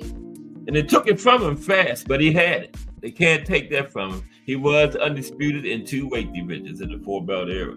But man, what did they strip him the night after the fight? That was crazy. And Daniel, what's his name? Du Bois, whatever. He got it now. He put AJ out, stopped AJ, remember? They talking about making that again. I think the same thing will happen if Daniel and AJ fight again. I think the same thing will happen, man. He just got AJ. Daniel been fighting good lately. That last fight before him, and the 5-on-5 when Eddie Hearns went 0 for 5. Eddie got destroyed in that. Remember, Frank Warren's 5 fighters went against Eddie's 5. Eddie looked like he wanted to cry, man. He couldn't even win one fight. And it finished up with that debacle with Wilder. He just gonna turn like he walking away, and Zane popped it. How you gonna turn your back on this big 300-pound monster like that, man? Wilder should have just took a knee. God damn. Yeah, that was the end of it. And yeah, that was Du Bois. I forgot who he fought that night. Daniel did, but he looked good in that fight. That's when I started giving him a chance against AJ. Yeah. Okay, so Usyk was number 5. Yep. Alexander Usyk. He cleaned out cruiserweight and heavyweight, right? And he won gold at the London 2012 Olympics. Became undisputed cruiserweight champion with 3 wins that were all on away soil, right? Away from home. Defeating the undefeated trio. Oh my God. I gotta put this in the chat. Right, still all a wacko or something. What was this guy's name? Give me a minute. ARZ. I'm not fooling with this name. Here with me. KRZ. You can see how it's spelled that as well. KRZ YSZ TOF. And that's just his first name. His last name is, I think it's Glowacki. I'll put it in there. GLO, yeah, Glowacki. WACKI. Okay. This is who Usyk fought when he was on the way to undisputed at cruiserweight. Him. That was one of his first fights. Somebody Glowacki. Then he beat Maurice Breedis, okay? And Murat Gassiev. In their whole home countries. He beat the first guy in the chat in Poland. He beat Breedis in Latvia. And they went to Russia and beat Gassiev. Okay? Yeah. And he's an old school boxing mastermind. Then he went up to heavyweight. He beat Gassiev for the undisputed fight. Went up to heavyweight, right? And at heavyweight, many felt that his lack of power would see him bullied. But instead, he toppled the unified champion, Anthony Joshua, in just his 3rd fight in the division. As the away fighter once again. Went to London and beat Joshua. Then he won the rematch. Now, this one got an asterisk by Daniel, Du Bois, whatever, because Usyk was done in that fight, man. He was not going to recover from that blow. But the referee, his uncle, helped him out, and he got that one. But everything he did after that fight, man, I don't know. Because I thought he had lost that fight. That was a good shot. Daniel caught him with, and Usyk was down for the count, man. And the referee just babied him. Like, So one of the referees didn't go over there and get some water for him, you know.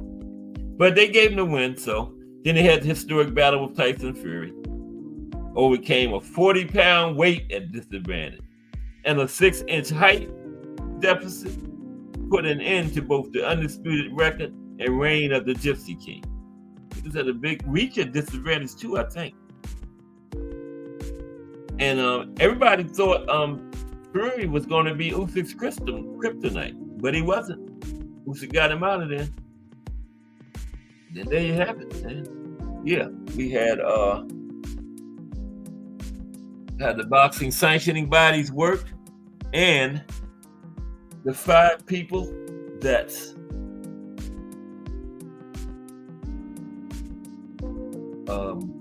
undisputed in 2 divisions in the 4-belt era had a brain lock. Yes, to review. First to do it was the GOAT, Clarissa Shields. Then the second person to be undisputed in 2 divisions in the 4-belt era was Bud Crawford, that bad man. So what he did to Earl Spence. Everybody thought Bud was the underdog. Everybody thought Earl was going to do to him what he did to Earl, yeah. And then Katie Taylor, KT. You know, she's done a lot for women's boxing. That big fight between her and Amanda Serrano, that was the first women to headline a fight in the Garden up there in New York. And then the Monster, bad man then. We ain't gonna see him in no tank though. And then Oleksandr Usyk. He got some help from the referee, but he still did it. He on the record as being undisputed in 2 divisions in the 4-belt era. Okay? No matter what me or anybody else said. Here's Thomas Hill. What's up, Thomas Hill? Okay, I'm gonna drop the link in the chat. T. Hill is in the building. What's happening? T. Hill must have been listening. He's been busy lately. But he's listening. Yeah, I'm gonna drop the link in. Let's talk fashion here. We might get a preview on what's happening tomorrow. On Let's Talk Fashion. Let's see. Because it's coming up tomorrow at 10 p.m. 10 a.m. 10 a.m. Damn, excuse me. 10 a.m. Yeah. Everybody be up at 10 p.m. waiting. I'm going to be asleep. I'll be up 10 p.m. Friday, though, because the Angry White Men be on. But 10 a.m. tomorrow morning is Let's Talk Fashion. Remo, that's our fashion show. Is it fashion or is it clashing? Put it in the damn chat. Is it in there? Put it in the chat. Tomorrow at 10 a.m. We might get a preview if I get this link in. But I hope everybody enjoyed the show. Oh man. The likes is not looking all that good, but they likes. You know, that ain't hard to get along with. I told you, my subscribers was going backwards. I don't know what happened. I went 3 back. A couple people get mad at me or something and take their likes. I apologize for whatever I did. Please give me your like back. I'll dance at your wedding. Let me be quiet for a minute because I'll never get this link in.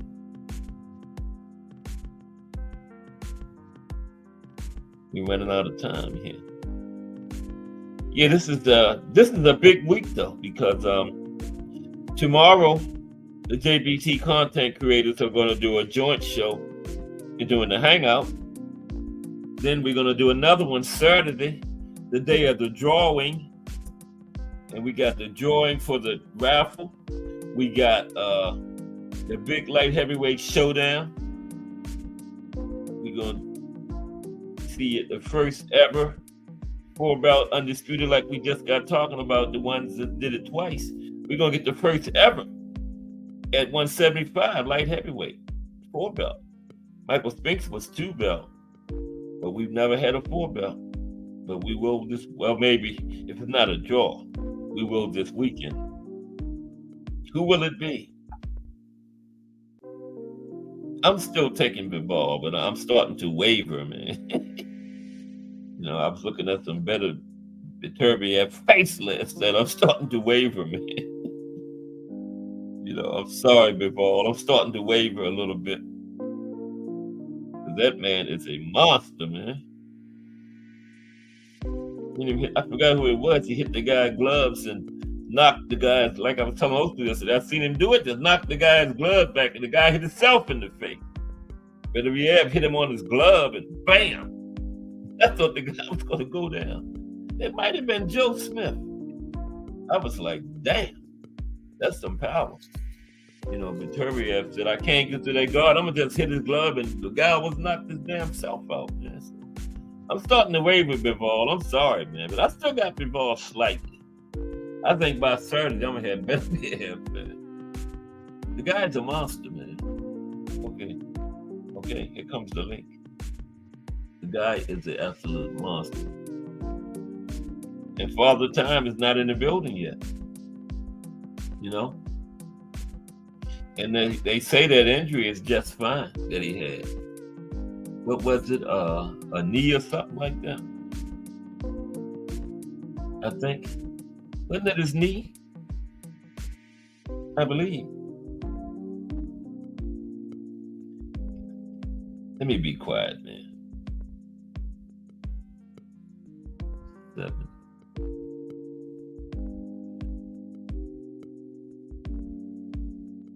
One thing is going to be right. I can guarantee it. I let BVO rope me into a debate with him Monday. I got Hearns, he got Floyd, so I'm gonna go over there and cook him on his own channel Monday. Okay, make sure y'all be there when I cook BVO. Like Jay said, I done forgot more than he'll ever know about boxing, man. I'm definitely gonna cook him. And the hell hurt Floyd gonna beat the hit, man. And even if he could, I'm still gonna cook him. I let him pick who he want. He picked the name, the fight, and everything. And I'm gonna go on that, man. I'm not even a debater. And then, you know, delivery have a little bit to do with it, but the main thing about the debate is having the damn facts. If you got the facts, it don't matter how you deliver. Okay? I'm gonna knock his big ass out. On his own channel. But make sure y'all be there. It's Monday. I'm the box story. He challenged me to a debate. I was like, man, you done bumped your damn head. I took it on. Y'all will see what I do to him. Do the TVO. Not BVO, TVO. You know, BVO and mixture of BVO and TVO. But it's Monday at 8 p.m., okay? Yeah. And the winner's supposed to get D-Free, but I don't know about that. D-Free can, I'm going to do this one debate, then I'm retiring because I'm not a debater, okay? But I got the facts, you know? That's all you need. And then you talk about resume, man. Hearns, people he fought 40 years ago, still talking about his legend. You can just go up to 4 Kings. Talked about 40 years later by casuals. Some of the people Floyd fought 5 and 10 years ago forgotten. But I ain't gonna give up my fight plan. But I got it. I got it. What's up, T Hill? How you doing today, bro? Is that T Hill? No, that's Remo. Yo. What's up, Remo? What's up, man? I didn't even look. I just always see Teal. I just said the name. Not too much happening. Is a new 10th Lord. generation iPad Sorry about that. with the liquid retina. Hey, Cass. Put my hands in my pocket. Go ahead. I'm done. What's happening? What was you gonna say? Nothing much, man. How you been, man? Okay, everything's good. I've been touching and go, man. They've been having me training somebody for the last couple of weeks. Okay, that's cool. So that's Yeah, that's why I've been in and out, you know. Yeah, I know. But all in all, man, I'm here, hearing a little bit of boxing. I got off a little early. I'm going to the garden to go. Who's playing? Nobody playing. It's like the new look. They introducing the new look Knicks. Oh, to okay. the people. I'm taking my son down there. You know, they got giveaways and stuff like that today, so I Yeah. figured I'd take him out there. You know, When does the season start? A couple weeks or soon, right? I think the season starts the 22nd or the 23rd. One of the two. Yeah. I figured about that toward the end of the month. Yeah. Did Every they make year. the playoffs last year? The Knicks? Yeah, they made the Yeah. second round. They had a Made pretty the good season. Yeah, they fell apart. Little injuries Yeah. here and there, but you know, What up, it's Momo? looking good. It's looking good in New York right now, though. We got the Yeah. Nets. We got the Knicks. We got the Liberties playing good. The Mets is playing good. The Yankees in the And Yankees. Yeah. Yeah. New We ain't York gonna talk doing about their we thing. ain't gonna talk about the football teams. I don't know what's going on there. Yeah.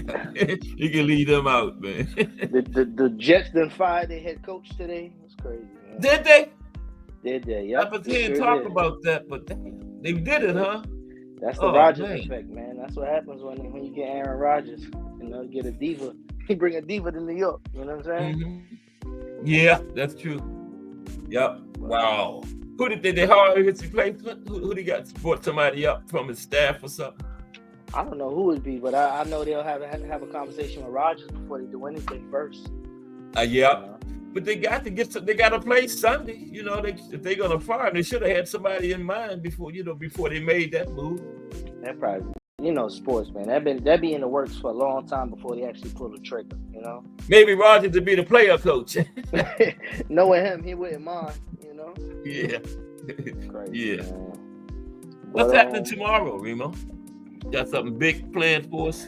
Nah, it's nothing big. It was just a conversation with somebody that was requested by other people in the chat. Okay.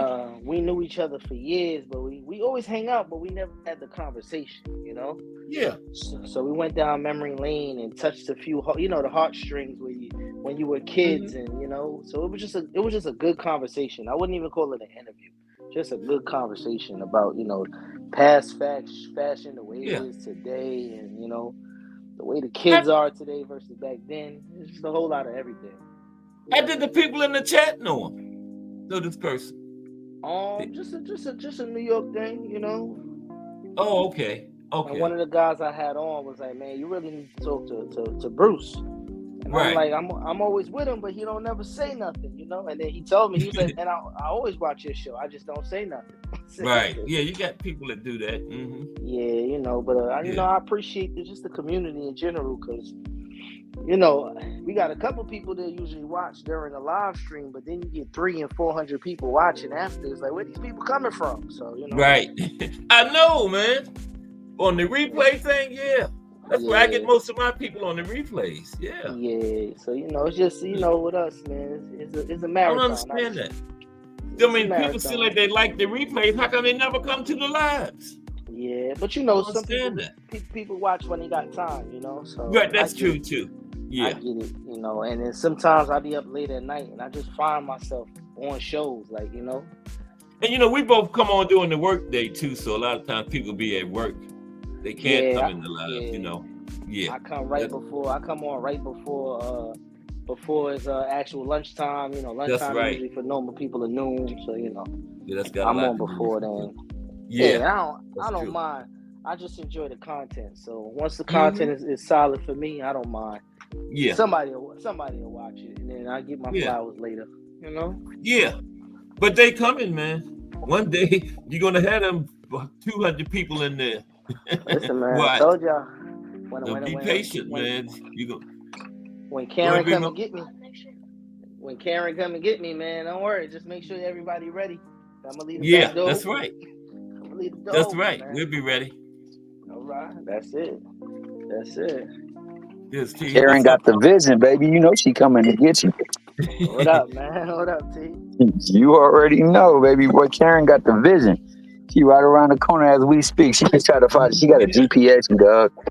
She needs GPS to find you.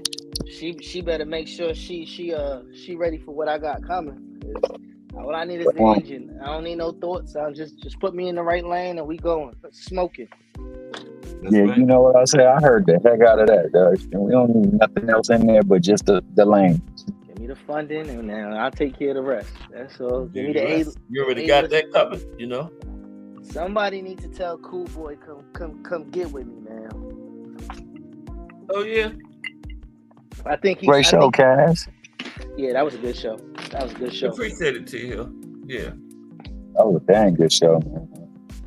Remo, you gonna tell us what we got going on? I know. There's the Coach Calvin Ford edition coming pretty soon. Man, I know Miss Mona was on your head the other day. On my bumper, man. Yes, she was. Don't worry about it. When that cooking comes, it's gonna cook. It's gonna boil. Mm-hmm. I'm just waiting my time. Just make sure it come right. You know. Yeah, for sure. So you know the thing is though, these athletes when they hear sit down interviews, the thing with me is I'm looking to take it in a whole nother lane where boxing is probably the least we talk about, you know? Yeah. Right. That's true.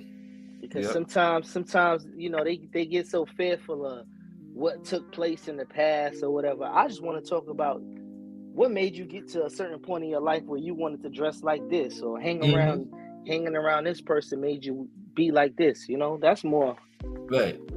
People just want to hear a shift in conversation sometimes. Think about it. And what profession you in that you've been doing as a little kid that you enjoy the same conversation for 20 years? Nobody want to talk about the same stuff. So that's why I'm here, man. I just want to talk about everything, you know? That's right. I heard that. You still come on Friday mornings, Remo? Yeah, I just took doing last 2 a week. It was my birthday, so I took a little break. Okay. I took a break. I was just running all over the town, man. Yeah. You know, enjoying my last year, my 30s before that big 4-0. You know? Oh man. Wow. Yeah. Okay. When 40 come, life over. No, just beginning, man. Okay. Just beginning. I'm gonna let you tell it. Cause then I can't make jokes on the old folks no more. They were like, that's right. Yeah. Y'all gotta give me a designer wheelchair, man. Okay. Yeah. A Gucci Walker or something. Hey, like when I don't know if you have to see it. No, you might not have saw it, but when Kareem retired, they gave that man that designer rocking chair. That rocking chair was fire. Oh, word. Oh yeah, I remember that. Yeah. Yep. I gotta look that up. That's interesting right there. Yeah. That's a flex, actually. He didn't have that tour that was a flex. The doctor had a whole tour, remember? When he retired, every city. He did it up. I mean, right. The doctor had such a great influence on so many players, man. Mm-hmm. Yeah. Like, I mean, nobody fully can replicate the scale of Jordan and his influence on folks. Mm-hmm. But man, Doc had a hell of an influence on ball, man. Like people they came and played the game because of Doc. Doc was no joke. I couldn't stand him though. He was in the ABA first, remember? Yeah. But he'd be going for the hoop, the hair be flying backwards, and Doc going forward, man. He was something else. But I rock with that vision though, man, because like that's the one thing that I do appreciate about BBO when he does his interviews. Like he talks about stuff separate and apart from like the ring, and that be the bulk of his discussion. So yeah, that's what you said, man. People be dealing with boxing their whole life, and there's not very many different questions you can actually ask that they ain't been asked before. That's true. Yep. Yeah. Yep. So that's a great take on it, man. I can't wait to hear like the conversations that you're gonna have with these people when they start giving you them interviews. Mm-hmm. Oh, they coming. Yeah. Oh yeah, they're coming. I got asked the other day a question, right? And it left me stumped because I didn't really know how to answer it. The dude asked me, he was just like, "What's one thing you would tell your younger self today?" And I'm like, "Damn, that is a good question." Yeah. Wow. He just stuck me. I'm like, Jesus, I wasn't prepared for that. You know, it was just, you know. So I'm like, things like that. And just speaking to different people give you different perspectives on life. That's just why I like talking to different people about different things, you know? Yeah. Yeah. That's a question you have to think about, though, man. You know, that's a great question. It is, man. It's a lot of things you come up with. You know what I mean? He stumped me. I was just like, damn, man, I wasn't prepared for that. But the most authentic conversations come without prep. That's right. Yeah. Just having a conversation, you know. Yeah, because it's not contrived, dog. Everything is like definitely from the heartstrings. That's usually when you have your best commentary right there, because absolutely. Once it ain't like, you know how like some people like to like screen their questions. Oh, I'm not gonna be talking about this or that, whatever. Right. You kind of controlling how creative I could really be, like. Yeah. You know, you can't ask stuff. Yeah. I get it. Some people just don't want to get into the situations where it becomes legality issues and conversations that, you know, head in a different direction that they don't want. I get that part, but sometimes people want to hear the actual you behind the scenes as well. That's right. You know, let me know who you are as a person, that way I could attach myself, because like a boxer, he has to become a beast at some point in time to jump in the ring and punch somebody in the face. But yeah, that's right. I don't know how great of a father you are, how much your dad means to you, and how much you looked up to this, you know, dealer that was a fashion guy. You know, just different things. Yeah. You know, and some of the stuff they tell you they might not want to be asked. Some of your fans might want to hear that. Want to hear you talk about that. You know. You know, it's a no. What you think the number one, Thomas? What you think the number one question I would ask Cool Boy about Japan? Wow, man, that's interesting right there, man. I would actually think, how was his experience relatable to the diversity that he has where he's at, compared to the diversity out there where they had with like entertainment, food, fashion, things like that. I don't know. That's exactly where I would take it though. I would really ask him, like, because you know, Japan has one of the biggest fashion markets, one of the biggest hip hop cultures aside from America, one of the biggest reggae scenes, because there's a lot of Jamaican Chinese, Jamaican Japanese. There's a lot of that out there. So I would take that. I didn't know how like that last episode where you did, where my man was talking about how big Japan has influenced our state of fashion out here. That had me go back and check, man. And then there's this one girl who does like blogs. Well, I don't know if she does blogs, but she do YouTube, man. She's out there. She have a sister, and she out there, and she just said, man, like out there, it's so diverse out there. The nightlife is different. You know, the fashion, she said, like is like cutting edge. She said the culture is amazing out there. Like, and I don't know, man. My little niece, like her favorite genre is anime, and like she loves that culture. So she's immersed in it. She's planning to go over there and like be a teacher out that way. Oh man, that's crazy. So they so embracing out there too, because I don't know if you remember, I had a girl and a guy, Flop and Raven. They're actually boyfriend and girlfriend. They were on separate episodes, but they went out there for his 40th. Raven. They went out there for his 40th birthday, and they brought an extra suitcase to shop out there. Wow. Because out there they have the biggest high-end secondhand, like vintage. Yeah. But out there, it's illegal to sell counterfeits. Yeah, that's another thing she said. Yeah, so everything is authentic out there. So it's crazy. Yeah, she said she was coming up on big time deals because, like you said, there's no counterfeit out there. Right. So, like, when you get a deal, you getting a heck of a deal. Yeah. Absolutely. Wow. Like, yeah, man, that's all I got, man. I know it's 4:00, and my God, come on. Yeah, go see what the voice is up next. But I appreciate y'all, man. Come on, man. You already know, baby. Appreciate you. Yeah, man. Great content today, man. Looking forward to the content tomorrow. Text record. Right, big. What you about Big Supreme? Text record, the first big time promoter back in the 20s, you know. Okay. Father and Don King wanted to be when they grew up. What did you say, Remo? I'm gonna jump off, but I'm gonna give you a call to give you an update on from Sunday. Okay, Remo. Yeah, I'm free for the rest of the day. All right, cool. All right, then. All right, Cass, man. I'm about to hop off too. I'm gonna let you go on and close it out like only you can do. Okay, T. I appreciate you. Man, for sure. Thomas Hill, and let's talk fashion tomorrow at 10 a.m. Remo. Okay, it was Remo from Let's Talk Fashion and Thomas Hill, big time JBT member. Okay, and real quick, Thomas Hill, Let's Talk Fashion, Al Booger, Just Do Boxing, BN Boxing News, Bruce Gas Boxing Jazz and more, Big Dre, Melanin Queen 27, Mike Mazik, Big Supreme, Miss Cass. Tomorrow's show is brought to you by Big Supreme. We're going to have a talk about Tex Rickard, first big-time boxing promoter. There had to be promoters before him because it was fights. Somebody had to set him up, but Tex was the first big one. So we're going to do that tomorrow.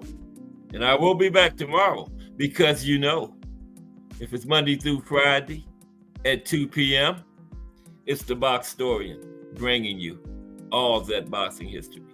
Just Do Boxing straight ahead. I am Cass Sports. Appreciate y'all 1,000%. Everybody have a great day.